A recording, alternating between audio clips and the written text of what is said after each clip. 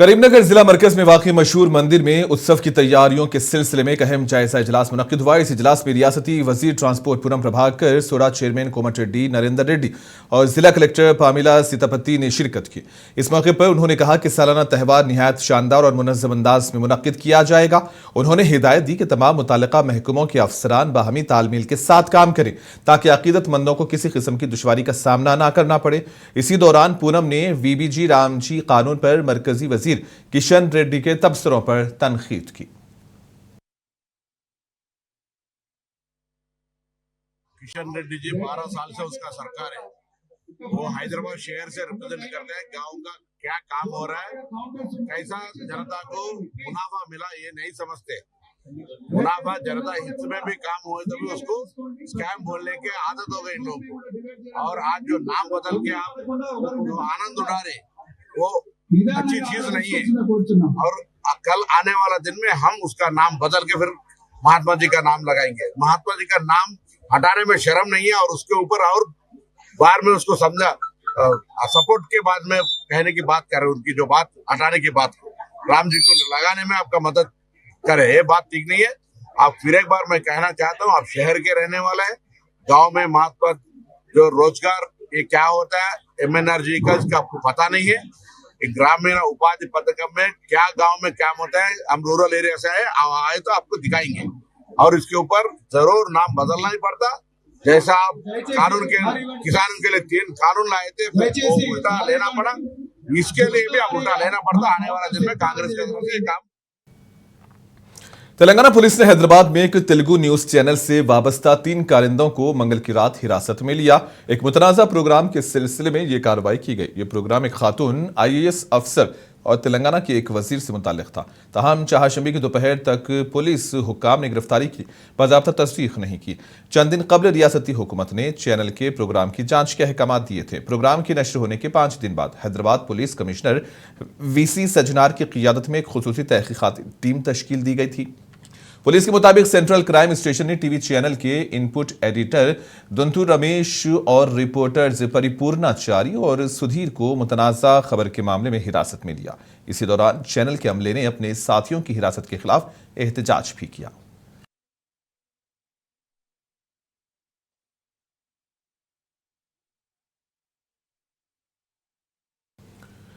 तेलंगाना में त्यौहार के मौके पर मीडिया के लिए काम करने वालों की आधी रात को गिरफ्तारियों पर साबिक वजीर हरीश राव ने शदीद बरहमी का इजहार किया। उन्होंने कहा कि त्यौहार के वक्त जर्नलिस्ट के खिलाफ इंतकामी कार्रवाइयां हुकूमत की नाअहली और शर्मनाक तर्ज अमल को जाहिर करती हैं। उन्होंने फोन पर पुलिस हुकाम से बात की और गिरफ्तार सहाफियों की फौरी रिहाई का मुतालबा किया। साबिक वजीर ने तंजिया कहा कि क्या यही वो अवामी हुकूमत और जमहूरियत की बहाली है जिसका वादा किया गया था।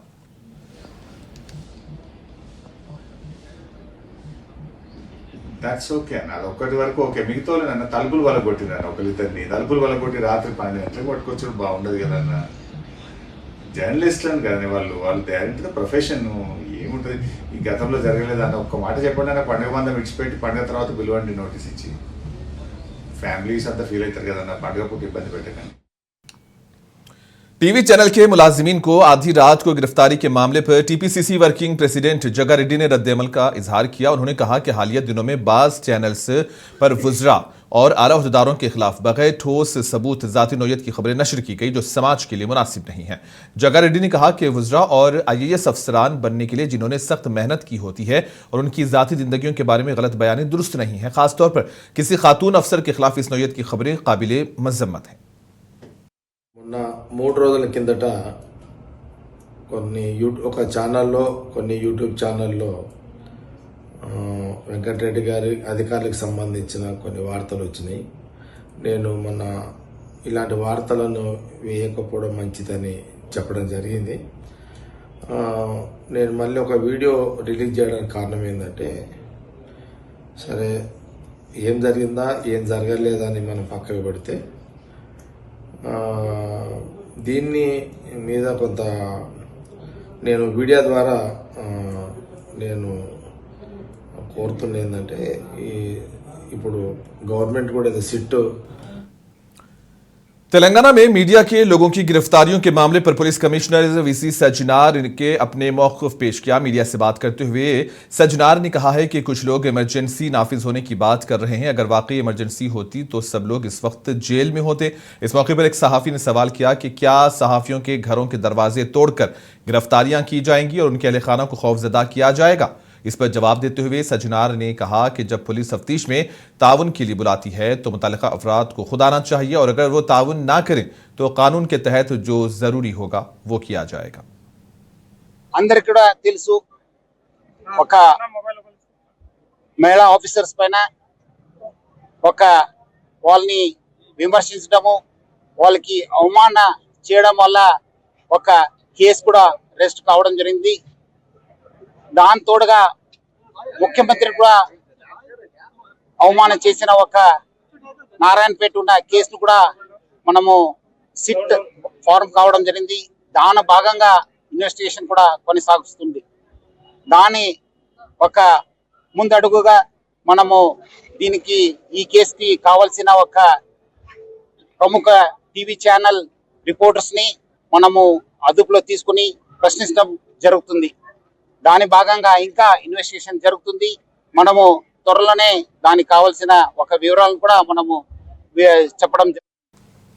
तेलंगाना में भोगी और संक्रांति की रिवायती तकरीबात जोशो खरोश से मनाई जा रही हैं। त्यौहार के मौके पर चहाशंबे की सुबह सवेरे भोगी की आग जलाई गई और खानदानों के साथ खुशी व मसरत के लम्हात मनाए गए। मकीनों ने कहा कि संक्रांति तेलंगाना और आंध्र प्रदेश के तेलुगु बोलने वाले अवाम में इत्तेहाद, सखाफत और रिवायत की अलामत है। ये तस्वीरें शहर हैदराबाद और महबूबाबाद की हैं। महबूबाबाद में भोगी के मौके पर साबिक वजीर सत्यवती राठौड़ ने अपनी रिहाइशगाह पर मुकामी कायदीन के साथ भोगी की रस्म अंजाम दी।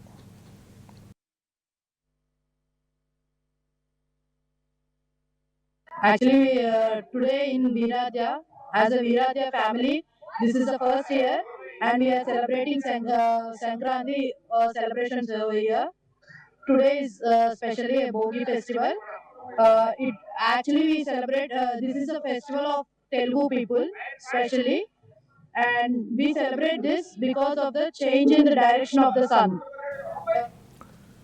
हैदराबाद में सिकंदराबाद परेड ग्राउंड्स पर international kite and sweet festival जारी है। मंगल को इस इंटरनेशनल इवेंट का इफ्तिताह हुआ था। ये 3 रोजा मेला 13 से 15 जनवरी तक रोजाना दिन 10 बजे से रात 9 बजे तक जारी रहेगा। फेस्टिवल में मुल्क और बैरून मुल्क से आए पेशावर पतंगबाज ने अपनी महारत का शानदार मुजाहरा कर रहे हैं। यहाँ बड़ी बड़ी थीम बेस्ड पतंगे उड़ाई जा रही हैं और मुख्तलिफ अकसाम के खानों और रिवायती मिठाइयों के स्टॉल्स अवाम की खुसूसी तवज्जो का मरकज बने हुए हैं।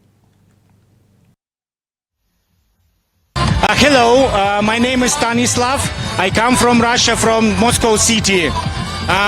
We come here for Hyderabad first time in our life and really enjoy being here. We come here with our traditional Russian kite, which is the name is Khokhloma, which is made in Russian traditional style. So this is a bird. So you can see the bird. And normally this style is combined only 3 colors: black, red and yellow, only 3 colors. From the team Awita, and I'm from France. We come to Hyderabad to fly our kite like this one, the giant whale. She's 35 meters long and nearly like a real one. Hello. Medak जिले से खबर है। चेगुंटा मंडल मरकज में Chinese मांझे के इस्तेमाल के बाइस एक अफसोसनाक वाकया पेश आया है, जिसमें एक खातून शदीद तौर पर जख्मी हो गई। इत्तलात के मुताबिक पतंग उड़ाने के दौरान चाइनीज मांझा लगने से चिन्ना शंकरमपेट मंडल के एक गांव की शेरी मुन्ने अम्मा की दाएं टांग पर गहरा जख्म आया, जिससे ज्यादा खून बहने लगा। 57 वर्ष की खातून जख्मों की ताब न लाकर बेहोश हो गई। मुकामी अफराद ने फौरी तौर पर जख्मी खातून को इलाज के लिए अस्पताल मुंतकिल किया। मुकामी लोगों ने तशवीश का इजहार किया कि हुकूमत के बार बार वार्निंग के बावजूद शहरी इलाकों में चाइनीज मांझे का इस्तेमाल जारी है। हैदराबाद में फलकनुमा पुलिस स्टेशन के हुदूद में चाइनीज मांझे के इस्तेमाल और फरोख्त को रोकने के लिए पुलिस ने खुसूसी जांच मुहिम चलाई। इस मुहिम के दौरान फलकनुमा पुलिस स्टेशन के एसएचओ और सब इंस्पेक्टर की क़ियादत में पतंगों की दुकानों की तफसीली तलाशी ली गई। पुलिस ने इस बात की जांच की कि कहीं ममनुआ चाइनीज मांझा फरोख्त या जखीरा तो नहीं किया जा रहा है।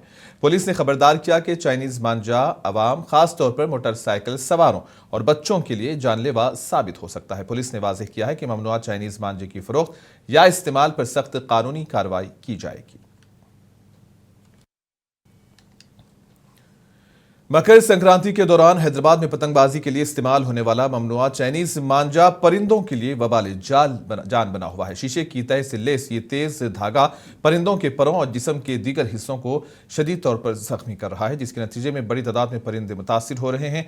एनजीओज और खुसूसी एनिमल वॉरियर्स जख्मी परिंदों के बचाव और इलाज के लिए 24 घंटे काम कर रहे हैं। ताहम शदीद जख्मों और ज्यादा खून बहने के बायस कई परिंदे बच नहीं पाते। एनजीओज का कहना है कि अवामी शऊर में इजाफा हुआ है और लोग अब जख्मी परिंदों की इत्तला फौरी तौर पर दे रहे हैं। साथ ही पुलिस और फायर डिपार्टमेंट और मुख्तलिफ महकमे भी चाइनीज मांझे के इस्तेमाल को रोकने के लिए इक़दाम कर रहे हैं।